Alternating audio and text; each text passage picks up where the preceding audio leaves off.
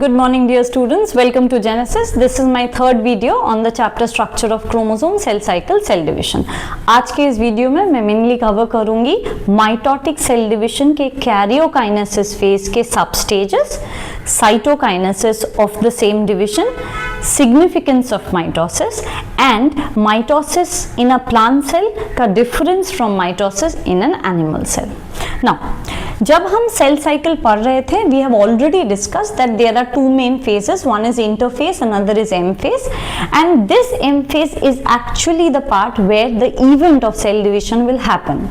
Now, cell division can happen in two different ways, depending upon which type of cell is dividing. So the cell division can happen by the process of number one, mitosis, or it can happen by the process called meiosis. Now mitosis and meiosis, these are two different types of cell division.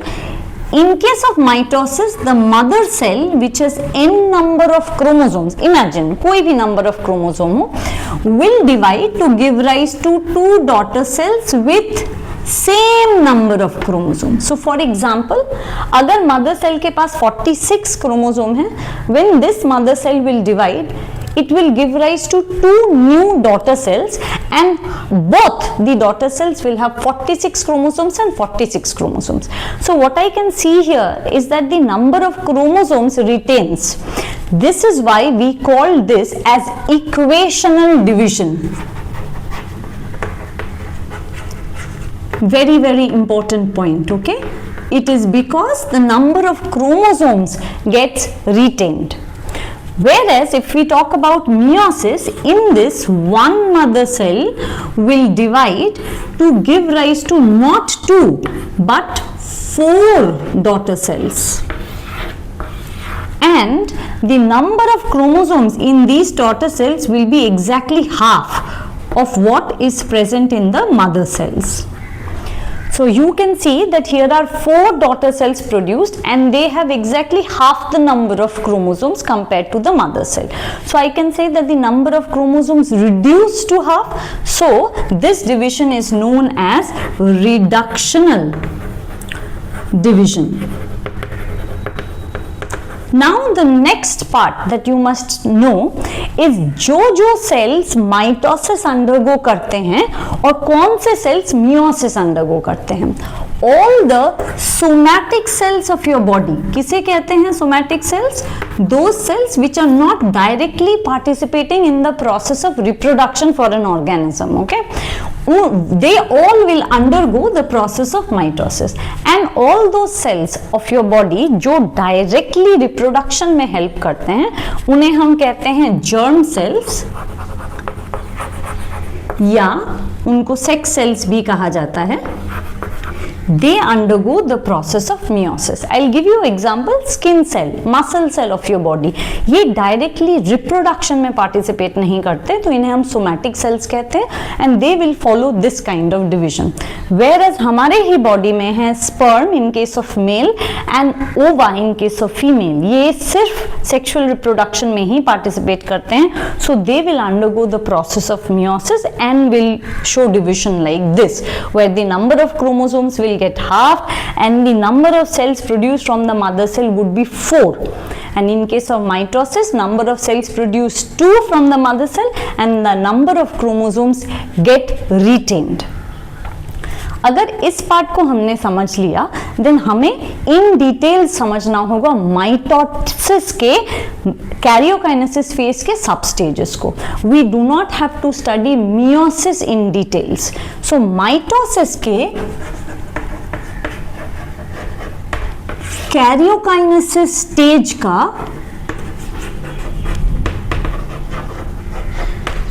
सब phases हमें समझना होगा. There are mainly 4 sub phases of this particular stage.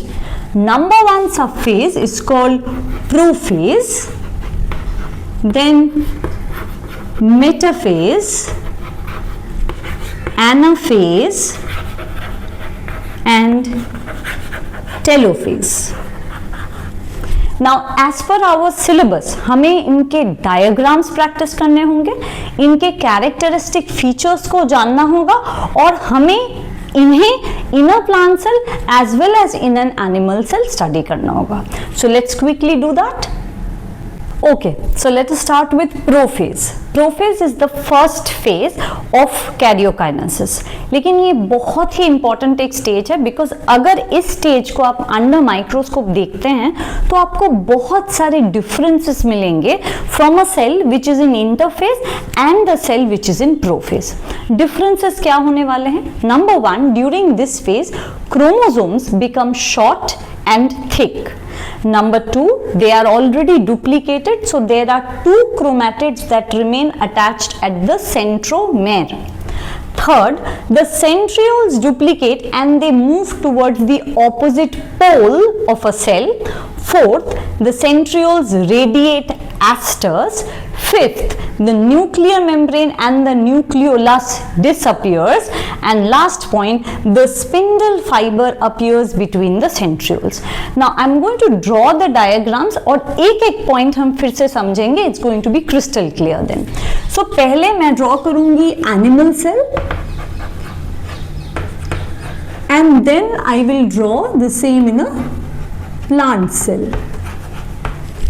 So जब हम animal cell में prophase बनाते हैं तो हमें पहले एक सेल मेम्ब्रेन बनाना होता है. And like I have told that here there are two very distinct things that happen.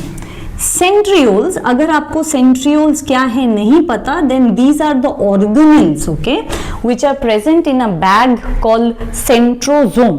And right when the cell is about to divide in the prophase, the centrioles in that bag, they duplicate and that bag splits into two and the centrioles move to the opposite poles of the cell.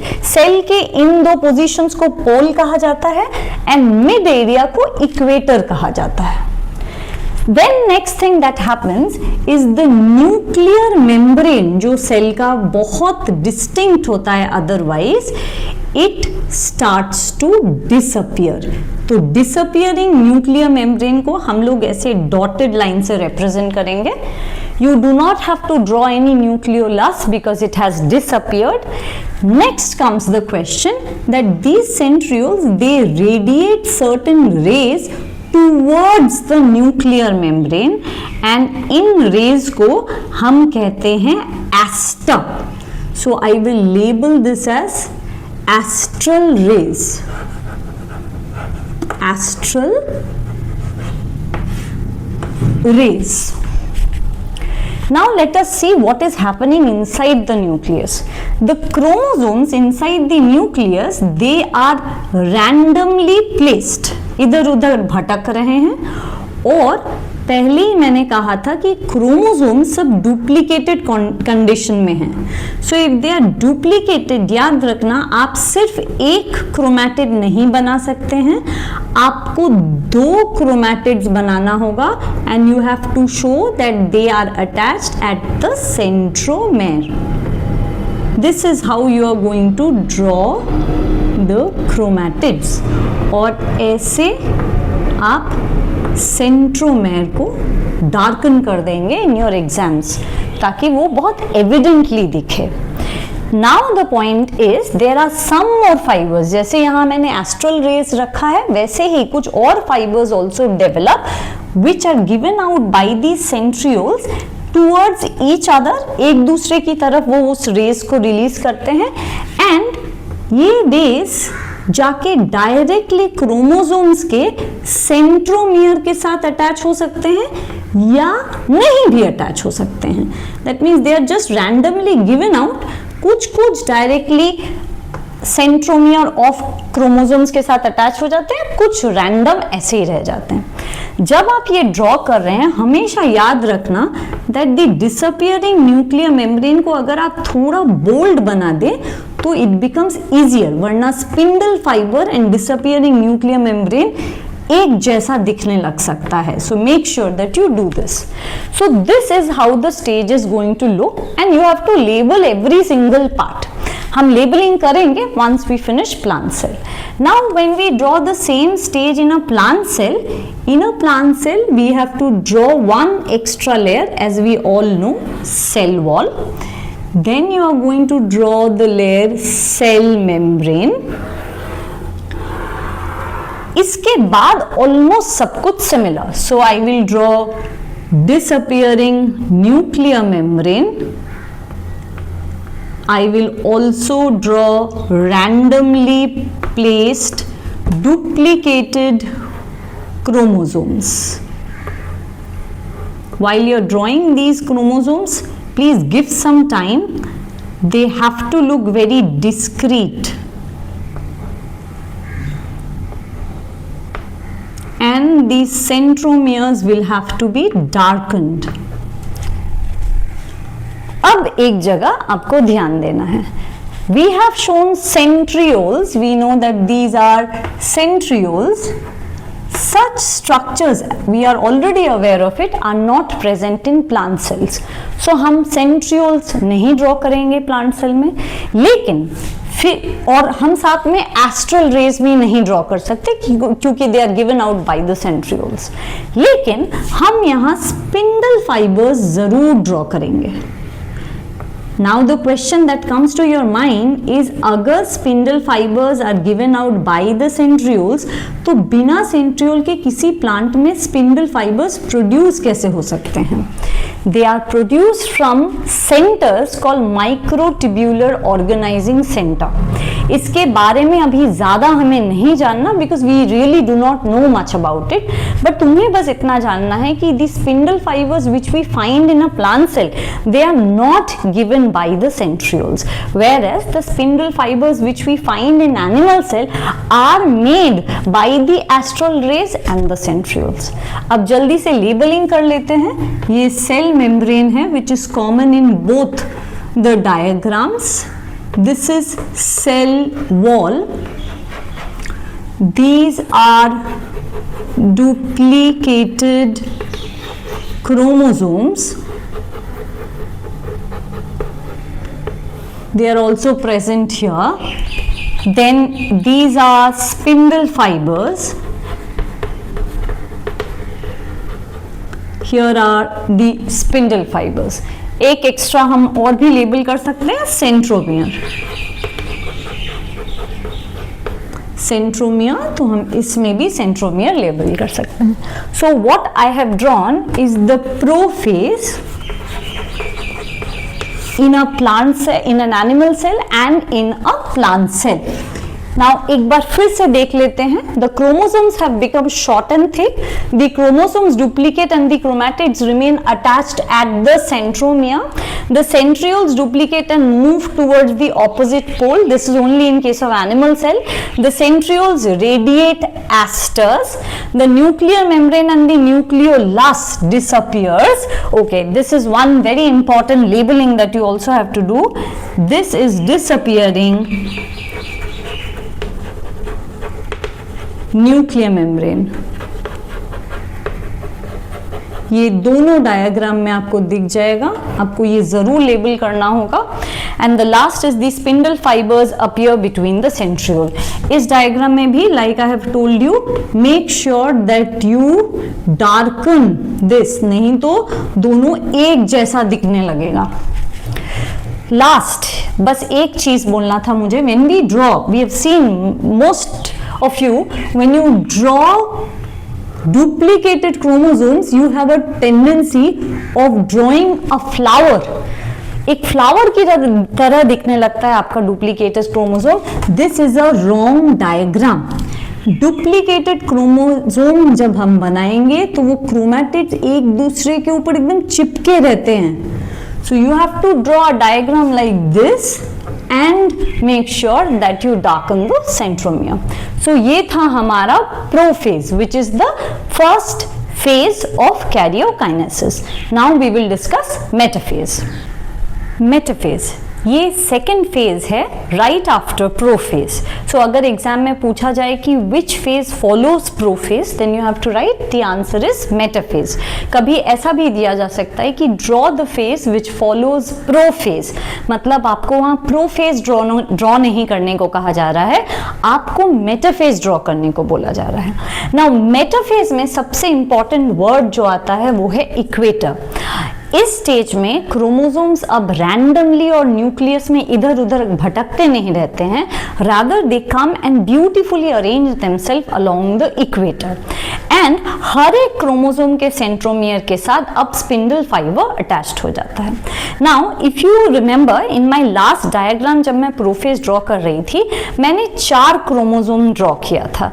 So if you have drawn prophase with 4 chromosomes, then you also have to draw metaphase with same number of chromosomes.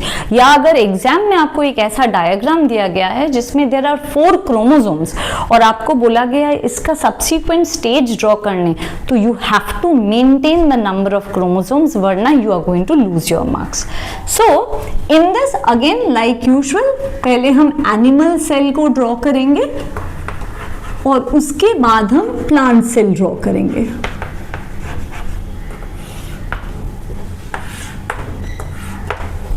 So animal cell में prophase के दौरान आपको और nuclear membrane draw करने की जरूरत नहीं है, because it has disappeared completely.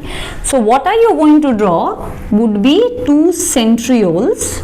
Centrioles हम हमेशा ऐसे इसलिए ड्रॉ करते हैं क्योंकि they are arranged in such a way that there is a 90 degree angle between them, इसीलिए हम ऐसे ड्रॉ करते हैं।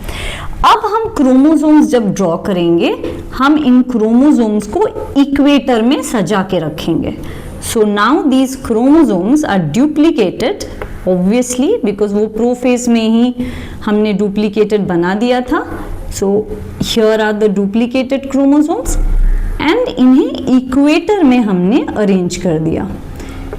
इक्वेटर मतलब ऐसा नहीं कि आपको चारों को स्ट्रेट लाइन में ड्रॉ करना है, no, but along the equator. And हम सेंट्रोमियर को एज यूजुअल डिस्टिंक्ट बना देंगे। Now what we are going to draw is we are going to attach spindle fibres to the centromeres of the duplicated chromosomes. ऐसे भी spindle fibres होंगे जो attach नहीं होंगे, आपको वो भी ड्रॉ करने हैं, बट यू मेक श्योर कि आपने ऐसे स्पिंडल फाइबर्स जरूर ड्रॉ किए हैं that are attach to the centromere of the chromosomes. Similarly जब हम एक प्लांट सेल ड्रॉ कर रहे हैं, लाइक यूजुअल वन, हम पहले सेल वॉल बनाएंगे, फिर जल्दी से एक सेल मेम्ब्रेन बना लेंगे। न्यूक्लियर मेम्ब्रेन बनाने की जरूरत नहीं है, एंड हम 4 डुप्लीकेटेड क्रोमोसोम्स बना लेंगे।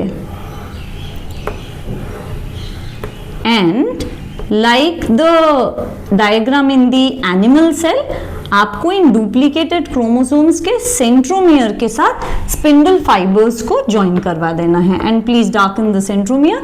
सो यहां हम स्पिंडल फाइबर्स को ऐसे कनेक्ट कर देंगे। And I have already told before कि हम यहाँ कोई सेंट्रियोल नहीं ड्रॉ करने वाले हैं। इस स्टेज में लेबलिंग के समय हमें लिखना होगा duplicated chromosomes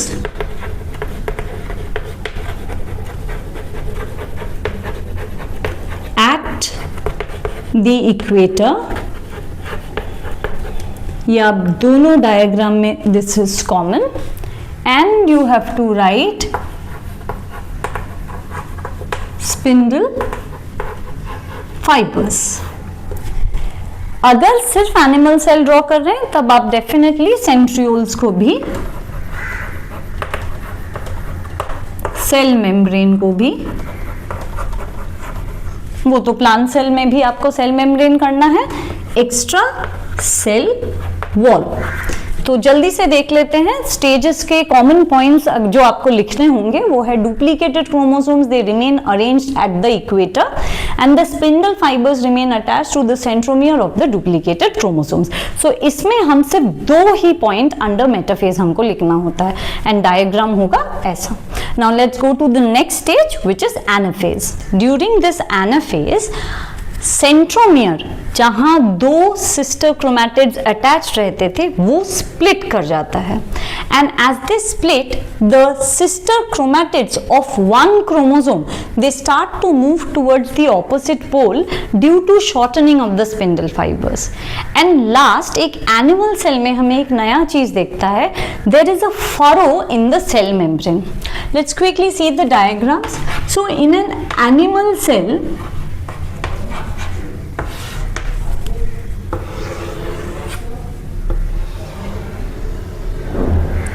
what are we going to draw?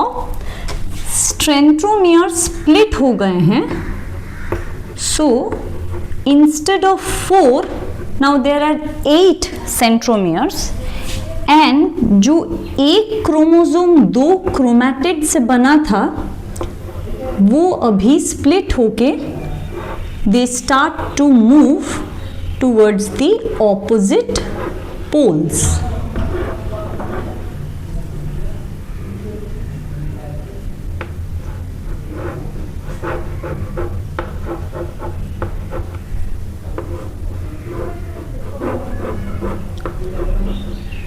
And as usual you are going to draw spindle fibers that are attached to the centromere. This stage is fundamentally very important because यहाँ एक confusion होता है हमें कि कितने chromosomes अभी हमें दिख रहे हैं। अगर we count the number of centromere then there are actually 8 separate chromosomes. तो अगर आप ऐसे बोलते हैं तो you have to say there are 8 unduplicated chromosomes, और हम ये बोल सकते हैं कि ड्यूरिंग एनाफेज शुरू होता है 4 डुप्लीकेटेड क्रोमोसोम से, विच later on convert into 4 unduplicated chromosomes made up of 1 chromatid each. और एक चीज जो मैंने कहा कि ड्यूरिंग दिस फेज एनिमल के सेल मेम्ब्रेन में there is appearance of something called a furrow. That means अब the work of dividing the duplicated chromosome has already happened, तो अब ये दो सेल अलग हो जाने वाले हैं। Whereas if we talk about a plant cell, तो प्लांट सेल में यूजुअल डायग्राम जो बनता है वही रहेगा, सेल वॉल, सेल मेम्ब्रेन, और इस डायग्राम का हूबहू आप एक डायग्राम यहाँ बना सकते हैं where the centromere has split, the sister chromatids have started to move towards the opposite poles. Why? Due to the shortening of the spindle fibers. Please mention this, अगर आप नहीं मेंशन करते हैं तो ये इनकम्प्लीट आंसर होगा। तो ये जो shortening of the spindle fibre ये बहुत इंपॉर्टेंट है, because this is the reason why the centromere split and the sister chromatids move towards the opposite pole. लेकिन एक चीज देखना, यहाँ मैंने कोई फरो ड्रॉ नहीं किया है in a plant cell, because plant cell में फरोज बनते ही नहीं है। क्या बनते हैं, we will discuss it in the next stage. So this is the anaphase, and these are the diagrams, and here are the features of the stage. Now let's move on to the next stage and the final stage called telophase.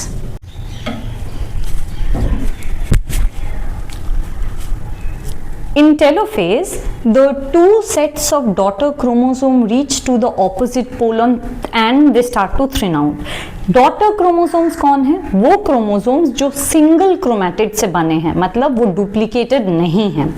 Second, the spindle fibres they start to disappear, the nuclear membrane and nucleoli जो prophase में disappear कर चुके थे they reappear, furrow deepens in an animal cell, and in plant हमें एक नया structure देखने को मिलता है which is known as cell plate. Let's quickly look into the diagram. So in an animal cell what happens is the cell starts to show deepening of the furrow, जो anaphase में start हुआ था लेकिन वो भी deepen होने लगता है। Then there is reappearance of the nuclear membrane, reappearance of nucleolus and जो क्रोमोसोम्स थे, डॉटर क्रोमोसोम्स जो दो ऑपोजिट पोल में ड्यूरिंग एनाफेज मूव कर गए थे, they now thin out and they start to look like this. So this is telophase in an animal cell, whereas in a plant cell everything remains as it is. जैसे हम पिछले diagrams में बना रहे थे, I am sorry,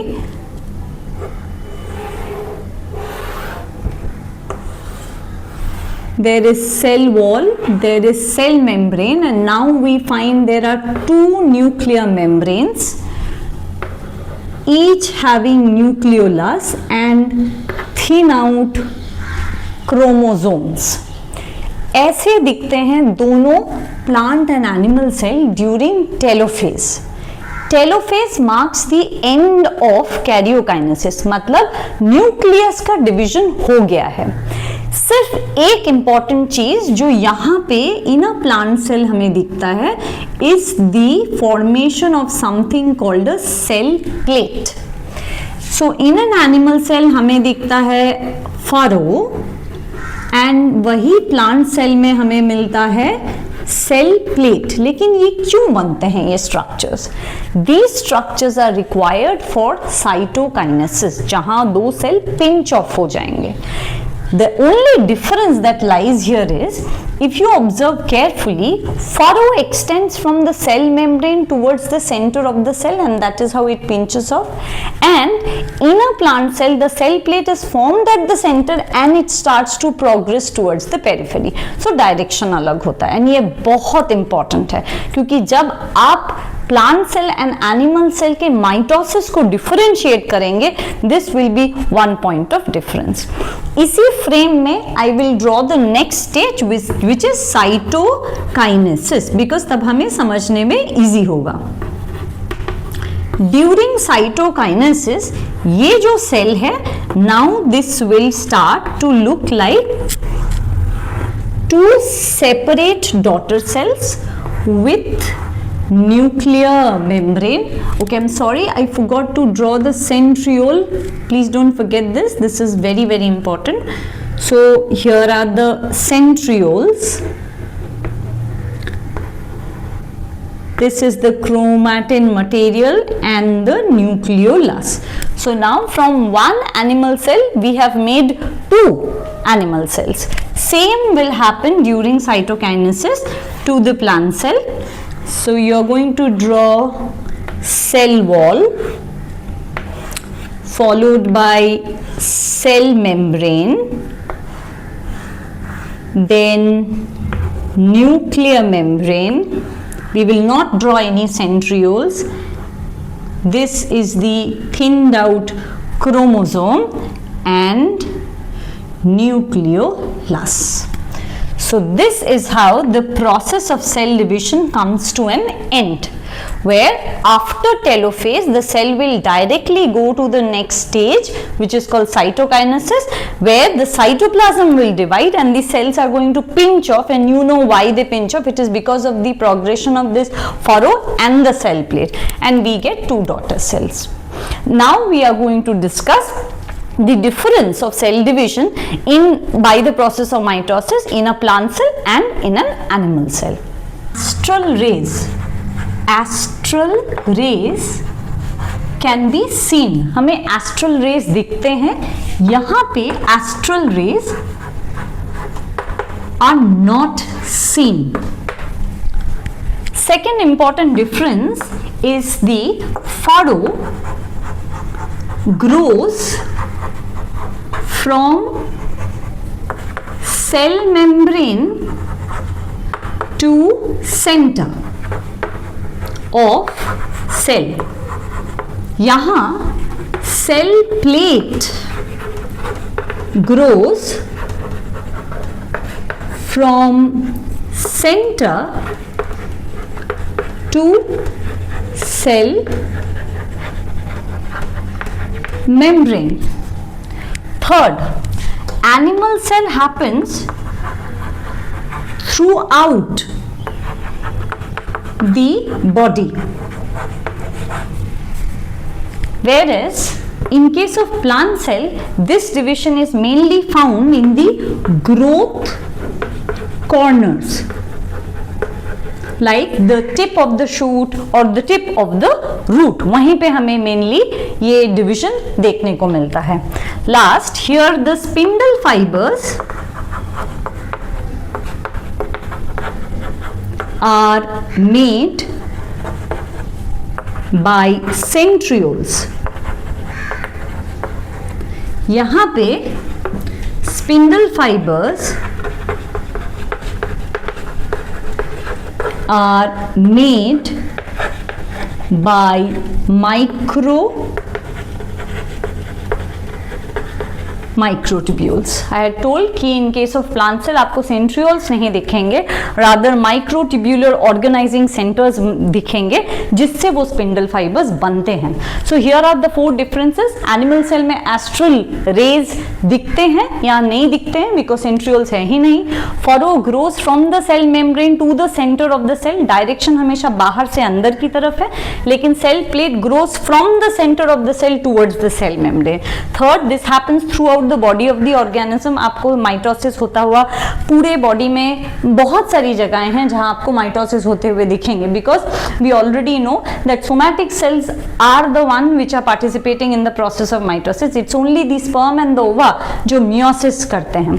in case of plant cell growth corner से ही growth होते हैं, स्पेसिफिक एरियाज है जैसे टिप ऑफ द शूट और tip of the root. And the last is spindle fibres जो एनिमल सेल में है, they are made by centrioles. We all know that, but here they are made by microtubules.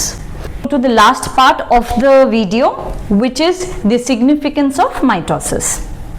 जब हम significance of mitosis पढ़ते हैं, वहाँ वो 4 points जो मैंने आपको significance of cell division में समझाया था वो common है. So the number 1 point under this is growth. So mitosis definitely होता है अगर किसी सेल को डिवाइड करके उस पर्टिकुलर एरिया में ग्रोथ लाना हो तो. सेकंड पॉइंट है रिप्लेसमेंट. किसका? Replacement of old and worn out cell. अगर कोई सेल ओल्ड हो चुका है, डाई कर चुका है, it has already undergone cell death, then हमें उन्हें रिप्लेस करने की जरूरत होती है. Third, it will be for repair of damage tissues. अगर किसी डैमेज टिश्यू को रिपेयर की जरूरत है तो डेफिनेटली दिस. फोर्थ, अब हम जब रिप्रोडक्शन बोलेंगे, क्योंकि हमने सिर्फ माइटोसिस की बात की है, तो आपको मेंशन कर देना होगा एसेक्सुअल मोड ऑफ रिप्रोडक्शन.